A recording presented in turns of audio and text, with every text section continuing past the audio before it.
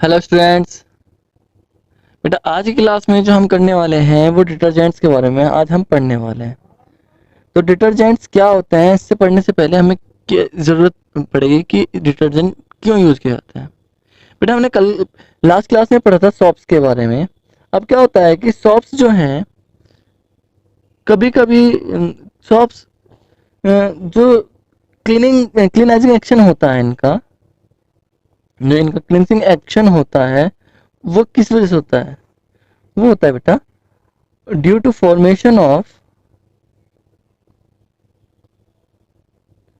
फ्रॉथ्स, यानी जो फॉर्म्स, क्या कह लीजिए फॉर्म, तो जो झाग बनते हैं उनकी वजह से होता है। अगर झाग ना बने तो इनका क्लीनिंग एक्शन कुछ नहीं होगा। समझ वाली बात, यानी जितने झाग बनेंगे सोप उतने ही ज़्यादा क्लीनाइजिंग एक्शन शो करेगा। अगर लेकिन कभी कभी क्या होता है कि जो आपका जो वाटर है, किसकी वजह से फ्रॉथ का फॉर्मेशन कब होता है, सॉप प्लस वाटर हम यूज करते हैं तो फ्रॉथ का फॉर्मेशन होता है। यस, और यानी सॉप का फॉर्मेशन, फ्रॉथ का फॉर्मेशन सॉप और वाटर पर डिपेंड करता है। कभी कभी क्या होता है जो आपका वाटर ही दो टाइप का होता है। एक तो होता है सॉफ्ट वाटर और एक होता है आपका हार्ड वाटर। यानी वाटर जो होता है आपका दो तरीके से होता है, soft water and hard water. जो सॉप्स हैं बेटा ये केवल सॉफ्ट वाटर में फॉर्म का फॉर्मेशन करते हैं, फ्लोथ का फॉर्मेशन करते हैं, हार्ड वाटर में नहीं करते। There is a difference between. अगर हम कहते हैं water in which calcium and magnesium salts are dissolve, कौन से कैल्शियम एंड मैग्नीशियम्स, कैल्शियम और कह लीजिए मैग्नीशियम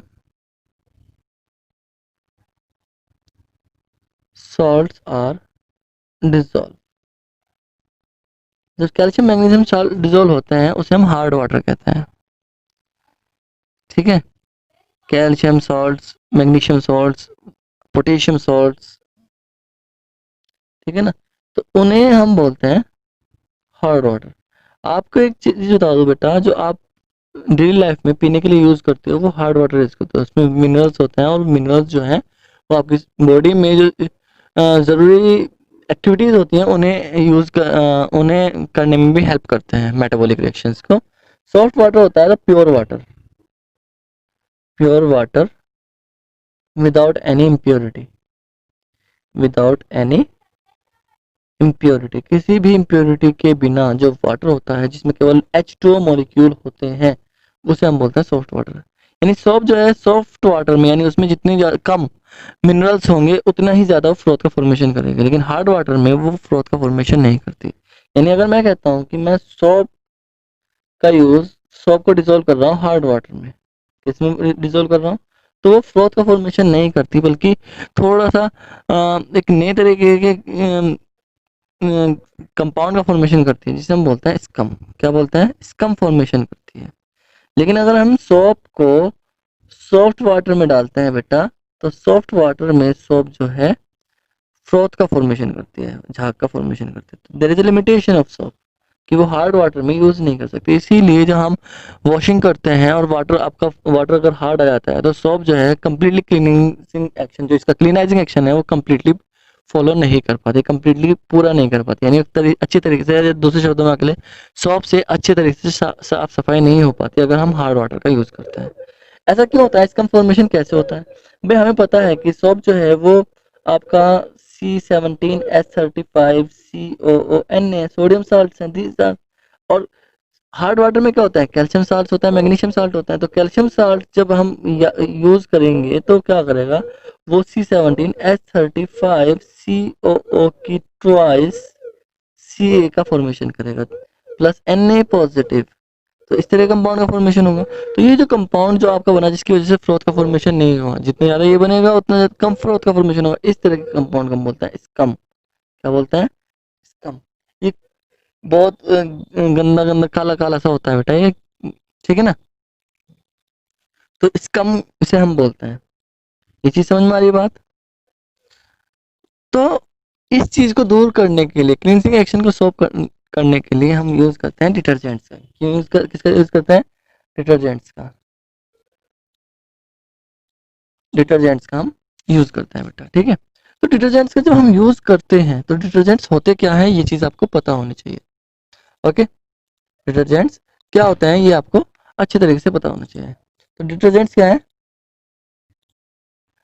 दीज आर द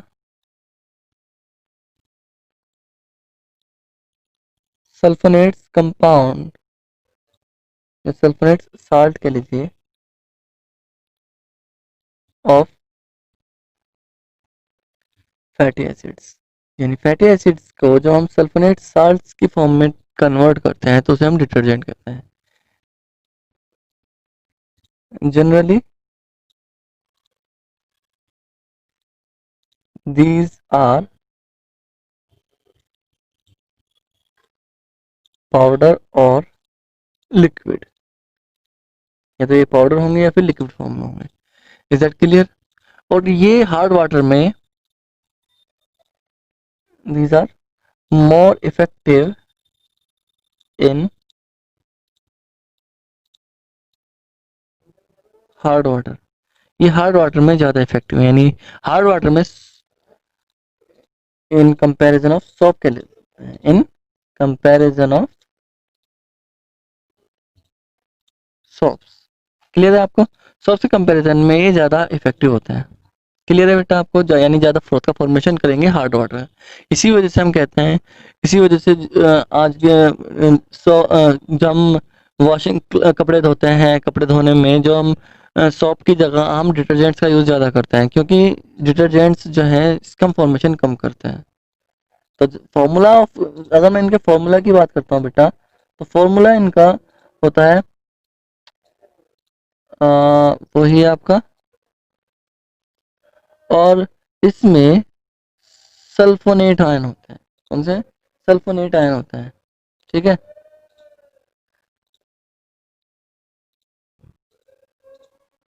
तो वो कार्बोक्सिलिक एसिड्स के साल्ट थे, सोडियम साल्ट होते हैं। यस, इस तरह का साल्ट होगा। तो इन सल्फोनेट, ये जो सल्फोनेट्स होते हैं कैल्शियम से रिएक्शन नहीं करते बेटा। जो ये कैल्शियम से रिएक्शन नहीं करते, सल्फोनेट साल्ट होते हैं, तो ये कैल्शियम से रिएक्शन नहीं करते तो इसका फॉर्मेशन नहीं होने का। आ रही बात समझ में आपको? क्लियर है आपको? तो ये चीजें आपकी क्लियर होनी चाहिए। अब जो आपके डिटर्जेंट्स होते हैं बेटा, जनरली कैटायनिक और एनायनिक, और कह लीजिए दो टाइप के होते हैं। These are two types.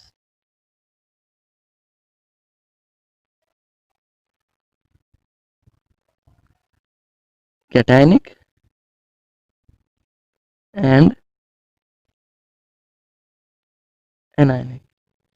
Anionic का एग्जांपल आप ऊपर देख रहे हो, यानी जिसमें चेन आपकी एनायनिक होगी वो एनायनिक होगा। कैटायनिक का आप अमोनियम, जो अमोनियम साल्ट्स होते हैं उनके बारे में हम बात करते हैं। ओके,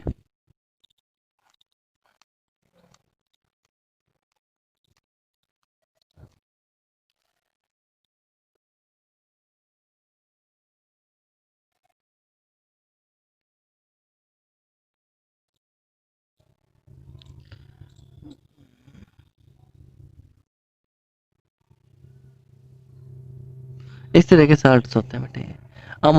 अमोनियम साल्ट्स कह लीजिए, अमोनेट्स बोल सकते हैं। क्लियर है? तो कैटायनिक और एनायनिक इस तरह के डिटर्जेंट्स होते हैं। आपको डिटर्जेंट्स जब पढ़ते हो तो डिटर्जेंट्स दो तरह के होते हैं बेटा, बायोडिग्रेडेबल और नॉन बायोडिग्रेडेबल। जो एनायनिक होते हैं, नॉन बायोडिग्रेडेबल, जो हम डिटर्जेंट्स का यूज एक जगह, सिर्फ एक जगह जाकर डिटर्जेंट्स को हम कह सकते हैं कि ये इनका यूज करना हानिकारक हो सकता है, क्योंकि ये डिकम्पोज कम होते हैं। जो एनायनिक्स जो होते हैं वो कम डिकम्पोज होते हैं, यानी anionic detergents are non biodegradable, non biodegradable. और कैटायनिक डिटर्जेंट्स जो होते हैं बेटा आर बायोडिग्रेडेबल।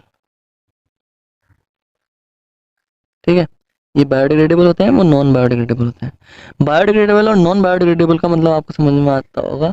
तो इनकी जगह आज के टाइम में इनका यूज़ यानी कैटायनिक डिटर्जेंट्स का यूज़ ज़्यादा सफिशिएंट होता है in comparison of anionic detergents. तो आपको ये चीज़ पता होनी चाहिए, बोर्ड का क्वेश्चन है कि बायोडिग्रेडेबल एंड नॉन बायोडिग्रेडेबल क्या होते हैं, उनका एग्जांपल दीजिए। तो आप इस तरह का एग्जांपल दोगे, बताओगे उन्हें वो अमोनियम साल्ट होता है, वो सल्फोनेट्स होता है। Is that clear? वो सल्फेट साल्ट होता है और वो अमोनियम साल्ट होता है ना। बायोडिग्रेडेबल क्या होता है ये आपको पता होना चाहिए, नॉन बायोडिग्रेडेबल क्या होता है ये भी आपको पता होना चाहिए। तो बेटा ये था आपका डिटर्जेंट्स, ठीक है ना। इनका यूज़ हम क्यों करते हैं, कैसे करते हैं, और बायोडिग्रेडेबल और नॉन बायोडिग्रेडेबल डिटर्जेंट्स क्या होते हैं, ये चीज़ आपको पता होगी। तो आज के लिए इतना, बाकी हम नेक्स्ट क्लास में करेंगे। Thank you.